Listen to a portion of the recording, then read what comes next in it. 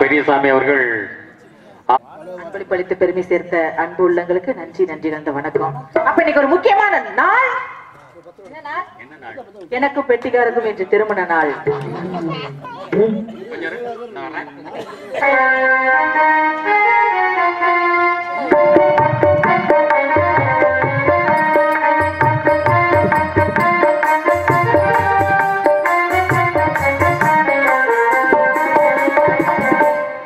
பால் சொம்போடையா என்னது? நீ பால் சொம்போட வந்ததா சொல்லல. நான் என்ன பண்ண தெரியுமா? தெரியுமா?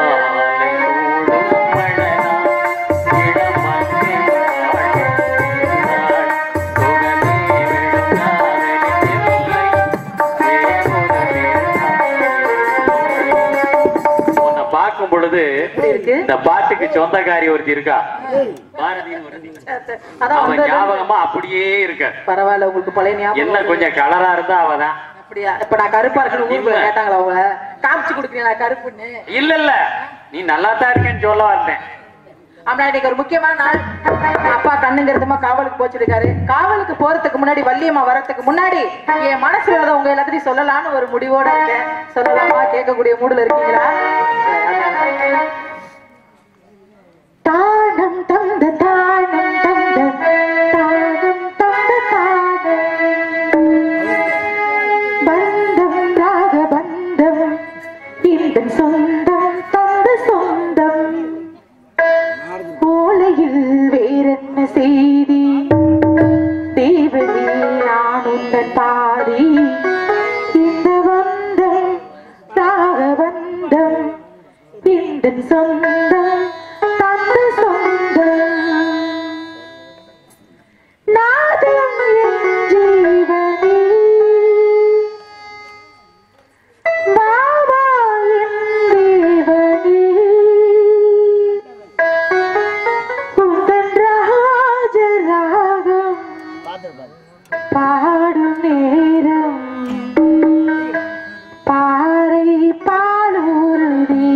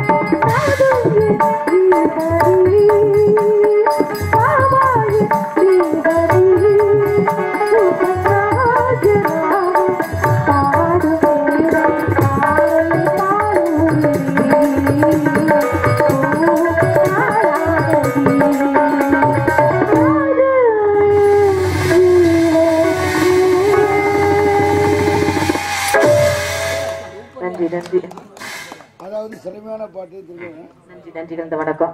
அப்ப என்னதான் ஆடி பாடி வேலை செஞ்சாலும் இந்த இடத்துல தலைவி வள்ளியம்மா வரணும். வள்ளியம்மா வந்தாதான் சிறப்பு உண்டாகும். கொஞ்சம் இன்னர் வைங்கப்பா, ஒண்ணுமே முடியல எங்களால. கோச்சுக்காதீங்க, சும்மா சும்மா சொல்றோன்னு வருத்தப்படாதீங்க. ஆமா, நாங்க என்னத்தான் நல்லா பாடினாலும் நீங்க ஏத்துனாலும் அது வெளியில கேட்கும். அதனால அம்மா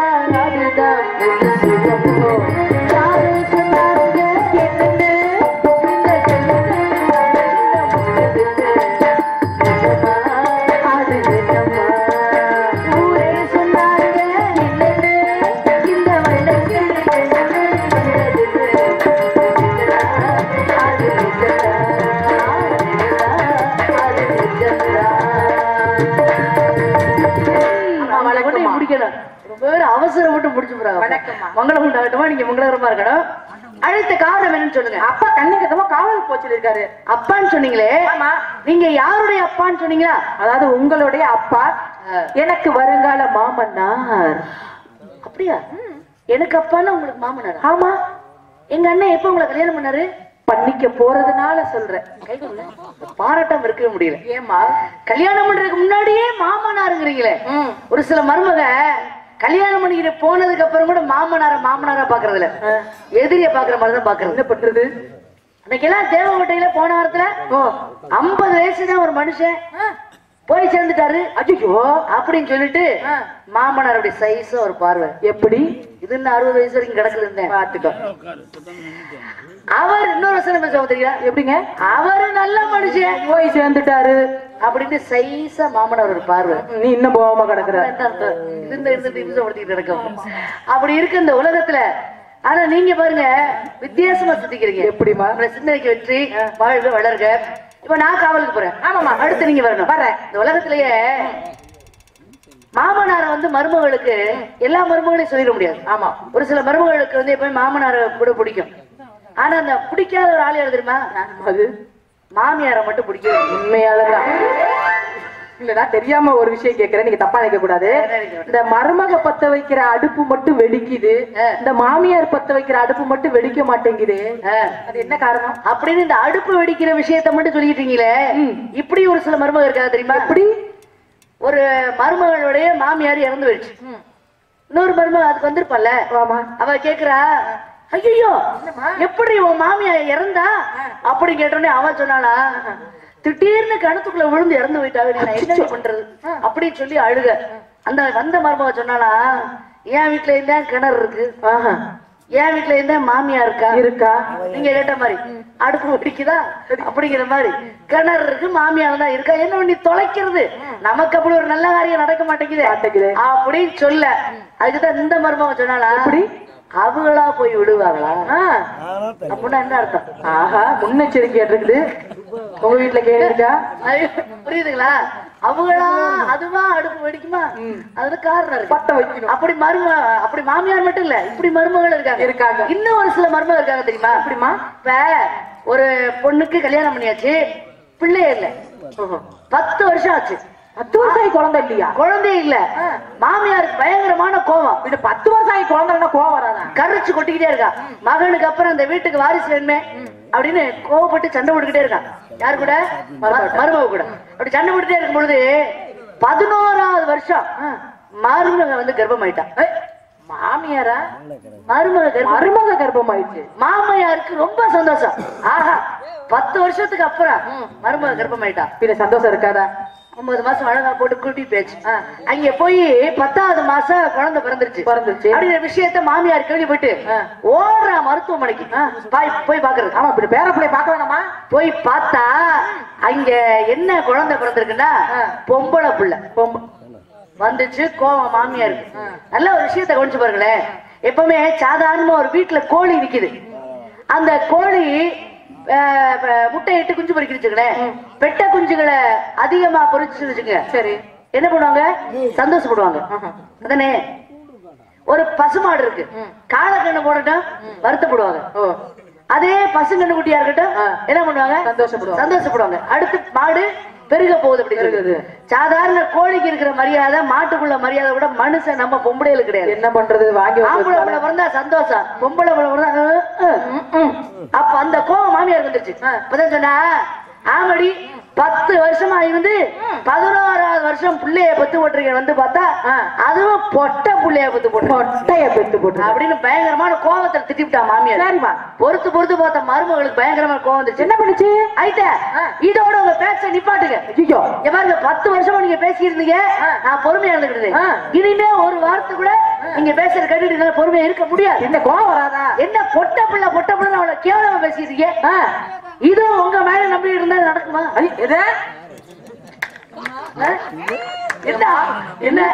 என்ன சொன்னீங்களா? புரியுதா?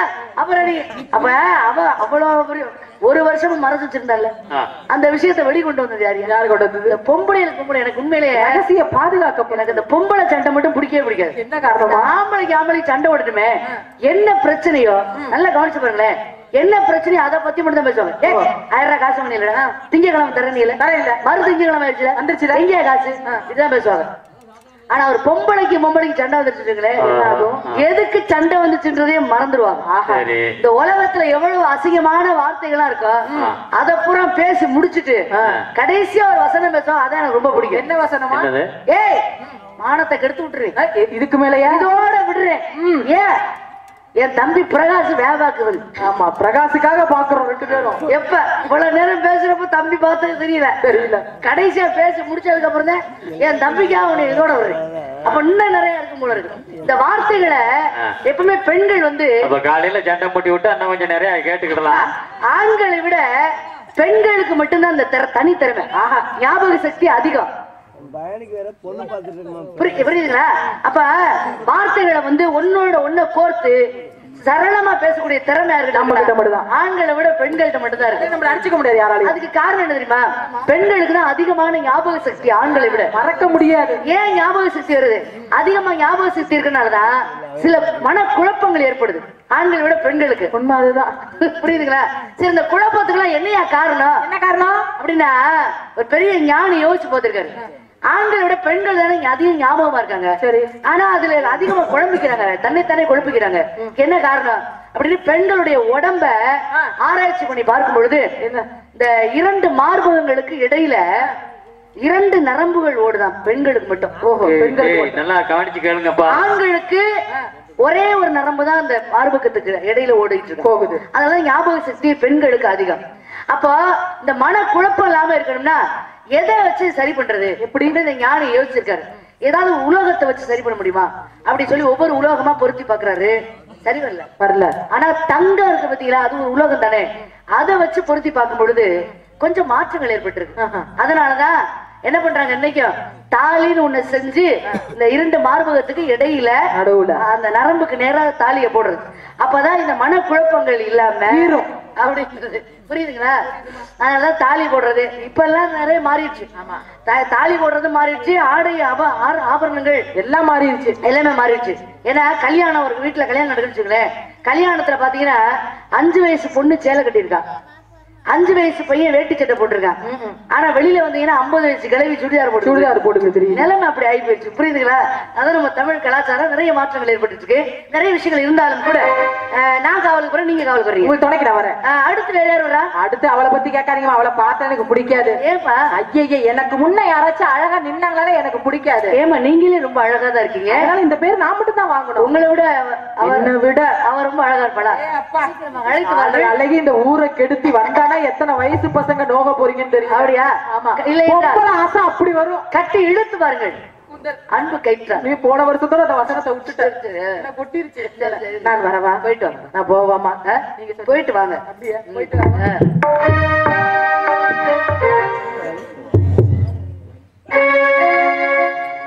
புதிய மலை உச்சியிலே புறப்படும் தென்றல் ஆடை பூட்டி வைத்த மேனையிலும் தவண்டிடும் தென்றல்.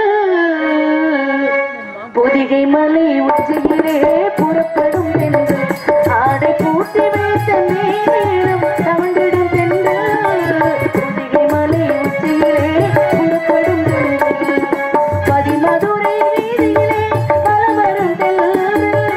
பதிமதுரை வீதியிலே பலவரும் தென்றல். இந்த பாண்டியனார் பைகிழையை சென்றிடும் தென்றல்.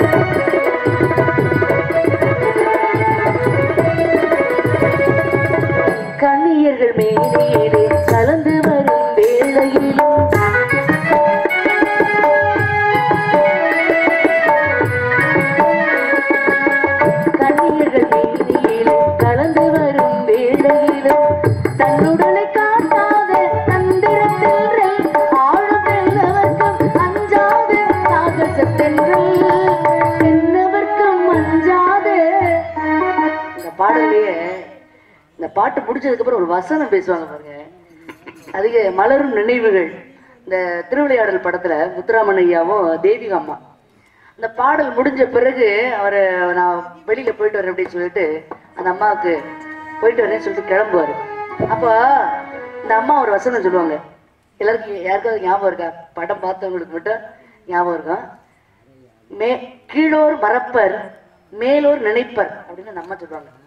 அப்படின்னா என்ன அர்த்தம் அப்படின்னா, இந்த அம்மா வந்து அந்த முத்துராமன் ஐயாவுக்கு அவருடைய பாத பூஜை செய்வாங்க. அரசர்ல போருக்கெல்லாம் போயிட்டு வந்தா பாத பூஜை எல்லாம் செய்வாரா, தூங்கிட்டு இருக்கும்போது இந்த காலெல்லாம் அப்படி அமிழ்த்து விடுவாங்களாம். இவ்வளவு பணிவிடைகள்லாம் அந்த பாதத்துக்கு செய்வாங்களாம். ஆனா அவருடைய கண்களுக்கு அந்த அம்மா எதுவுமே செஞ்சது இல்லையா. நான் போயிட்டு வரேன்னு அவர் போகும் பொழுது இந்த உதவி பண்ண பத்தியில அந்த பாதம் ஒரு அடி எடுத்து வச்சோன்னே அடுத்தடி தன்னால எடுத்து வச்சு அந்த பக்கம் போகதான் பாக்குதான் பாதம் மட்டும். ஆனா அப்படி பாதங்கள் போனாலும் கண்கள் மட்டும் இந்த அம்மாவை திரும்பி திரும்பி பார்த்துக்கிட்டே போகுதான். அதனாலதான் காலு கீழே இருக்கனாலதான் எவ்வளவுதான் கீழ்த்தரமான குணம் படைத்தவர்களுக்கு நீங்க எவ்வளவுதான் உதவி செஞ்சாலும் நாளடைவில் அவங்க அதை மறந்துடுவாங்க. ஆனா மேன்மையான சிந்தனை உடையவர்களுக்கு நீங்க உதவியே செய்யாட்டியும் உங்களை விரும்பிக்கிட்டே இருப்பாங்க. இந்த வசனத்துடைய விளக்கம் அதை எனக்கு ரொம்ப பிடிக்கும். அதனால கண்ணீர்கள் மேலே